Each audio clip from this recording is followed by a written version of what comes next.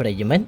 អ៊ីរ៉ង់បញ្ជាក់ពីការស្លាប់របស់លោកអាយ៉ាតូឡាអាលីខាម៉ានីនិងកំពុងរៀបចំអន្តរកាលទូរទស្សន៍ជាតិអ៊ីរ៉ង់បានបញ្ជាក់ព័ត៌មានកាលពីថ្ងៃអាទិត្យទី1ឆ្នាំ2026អំពីការស្លាប់របស់លោកអាយ៉ាតូឡាអាលីខាម៉ានី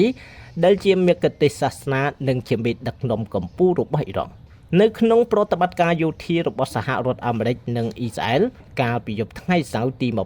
28ខែកុម្ភៈឆ្លងចូលថ្ងៃអាទិត្យក្រៅពីអាយ៉ាតូឡាការវាយប្រហារអាមេរិកនិងអ៊ីស្រាអែលសម្លាប់បានមេដឹកនាំជាន់ខ្ពស់អ៊ីរ៉ង់ចំនួន7នាក់ផ្សេងទៀតនេះបើតាមប្រភពអ៊ីស្រាអែល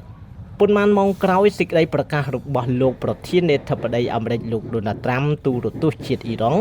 បានបង្ហាញទង់ជាតិកាន់ទុកបានផ្សព្វផ្សាយនិងបញ្ជាក់ព័ត៌មានស្តីពីការស្លាប់របស់លោកអាយ៉ាតូឡាអាលីខាម៉ានីដោយបន្ថែមថា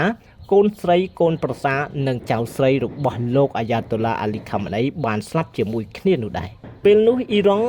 នឹង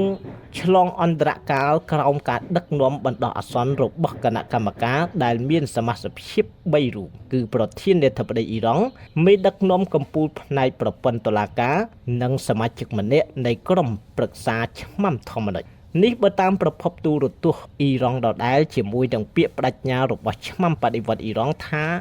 នឹងតាមផ្ដន្ទាអាមេរិកនិងអ៊ីស្រាអែលដោយកម្លាំងសងសឹកយ៉ាងខ្លាំងក្លាជាប្រវត្តិសាស្ត្រលោកមានអាយុ86ឆ្នាំក្លាយទៅជាមេដឹកនាំកម្ពុជាអ៊ីរ៉ង់ប្រកបដោយអំណាចតាំងតែពីឆ្នាំ1989មកអាយ៉ាតូឡាអាលីខាម៉ានីបានស្លាប់នៅក្នុងគេហដ្ឋាននៅភាគកណ្ដាលនៃប្រទេសនៅក្រោមការវាយប្រហាររបស់សហរដ្ឋអាមេរិកនិងអ៊ីស្រាអែលយ៉ាងសន្ធប់នៅយប់ថ្ងៃសៅរ៍កាលពីថ្ងៃទី28ខែកុម្ភៈឆ្លងចូលថ្ងៃអាទិត្យទី1ខែមីនា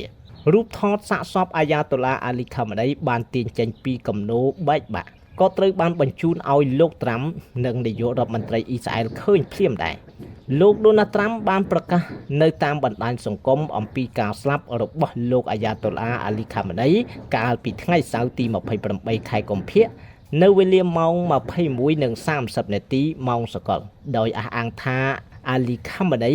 មិនអាចធ្វើអ្វីបាននិងមិនអាចគេចខ្លួនរួចពីបណ្ដាញចារកិច្ចនិងប្រព័ន្ធតាមដានដ៏មហាទំនើបរបស់សហរដ្ឋអាមេរិកដោយកិច្ចសហប្រតិបត្តិការយ៉ាងស្អិតល្មួតជាមួយនឹងអ៊ីស្រាអែលបានដែរបើតាមយោធារបស់អ៊ីស្រាអែលក្រៅពីអាយ៉ាតូឡាអាលីខាម៉ានីនៅមានអ្នកទទួលខុសត្រូវជាន់ខ្ពស់អ៊ីរ៉ង់ចំនួន7នាក់ទៀតត្រូវបានសម្លាប់នៅក្នុងប្រតិបត្តិការយោធាកាលពីថ្ងៃទី28ខែកុម្ភៈតែមួយនោះដែរដោយមានជាអាចប្រមុខឆ្មាំបដិវត្តអ៊ីរ៉ង់និងទីប្រឹក្សារបស់អាយ៉ាតូឡាដែលមានឈ្មោះថាអាលីសាមខានីប្រមុខចារកិច្ចម្នាក់ព្រមទាំងនាយសេនាធិការយោធាម្នាក់ទោះសម្រាប់បានមេដឹកនាំសំខាន់ជាច្រើនមែនតែប្រតិបត្តិការផ្លូវអាកាសគឺនៅតែបន្តធ្វើដោយដោតទៅលើទីតាំងបង្ហោះមីស៊ីលប៉ាឡេស្ទិកនិងទីតាំងបំពាក់ប្រព័ន្ធការពារមីស៊ីលនៅក្នុងទីក្រុងតេហេរ៉ង់ហើយបើតាមប្រសាសន៍របស់លោកដូណាល់ត្រាំសហរដ្ឋអាមេរិកនិងអ៊ីស្រាអែលបន្តវាយប្រហារពេញមួយសប្តាហ៍ទៀត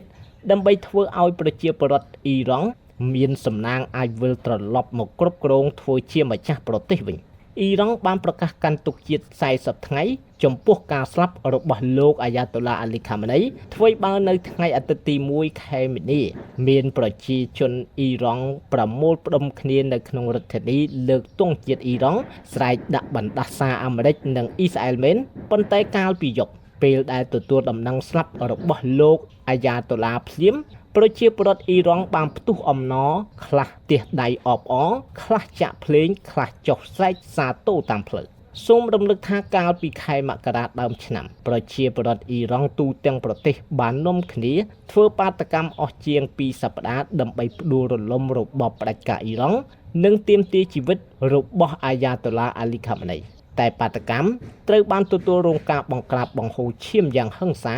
ដោយមានបាតកោស្លាប់យ៉ាងហោចណាស់3400នាក់